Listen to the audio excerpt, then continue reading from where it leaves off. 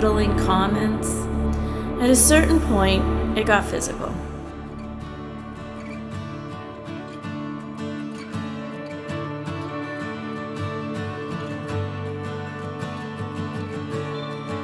The way the Melrose Alliance Against Violence got started was the Melrose League of Women Voters did a study on the issue of domestic violence. And at the time, there were 150 restraining orders on file at the Melrose Police Department. And they realized that people, first of all, weren't aware of the problem, didn't understand it, and secondly, didn't know that there were resources for help. So even though we have grown and evolved over the years, the heart of our mission has remained the same, which is to raise awareness about domestic violence in the community and to help victims receive the help that they need to break the cycle of domestic violence. One of the first things that the organization did when it got started was to hold an annual walk and candlelight vigil to bring the community together and to remember the victims of domestic violence. That has become our signature event, and we have held that every October as part of Domestic Violence Awareness Month. And it has grown. We have added a lot of elements, singing, we've added activities for children to really make it a true community-wide event. And last year, we had a record number of people. We had 960 people attend. As part of the walk, about 10 years ago, we added a community art project, and it always ties in with the theme. We work closely with Chris Rodolico of Follow Your Art Community Studios, and we've had a path to hope. We had this huge mural. We had the theme, You Are Not Alone. People made buttons. One of the events that people are very familiar with in the community is the Melrose Run for Women, which is a road race that's held every Mother's Day for women. It attracts up to 1,000 women of all ages, and it's really organized and put on by the Melrose Running Club. There's no way that I would have been able to do this race without you. Your encouragement. We really believe strongly that if you can prevent this problem from happening in the first place, that is the best route to go. We start at the 8th grade level. We go into every single health class, and we have a program that we call Healthy Relationships. And it teaches students the basics. What is abuse? What are the different types of abuse? What are the early warning signs? You're not gonna ditch me. I'm sorry, I'll try to find the time. How would you get help for yourself or a friend if you were in an unhealthy relationship? You will find the time. I don't understand why I'm not a priority to you. Sorry, dude. Hey, do you want to help me with my act for the talent show? Yeah, sure. Then at the high school level, we build on that. We have what we call our Student Action Board, and they are a group of 20 trained peer leaders.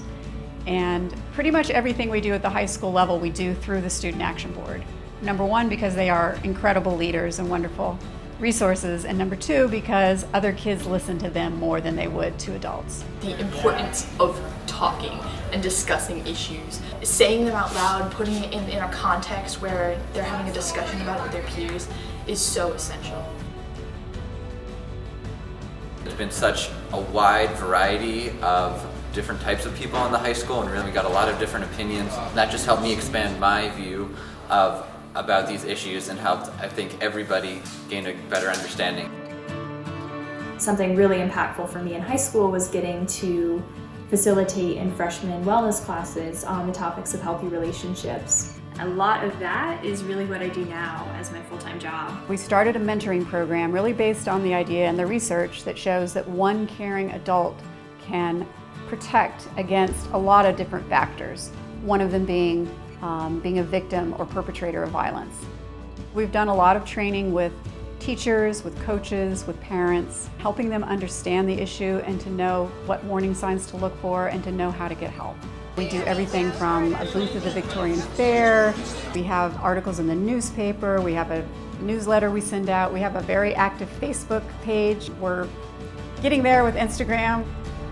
The community coffee house, Voices Against Violence, is our way of getting the message out in a different way, through the arts. It really touches people's hearts, through singing, through music, through spoken word.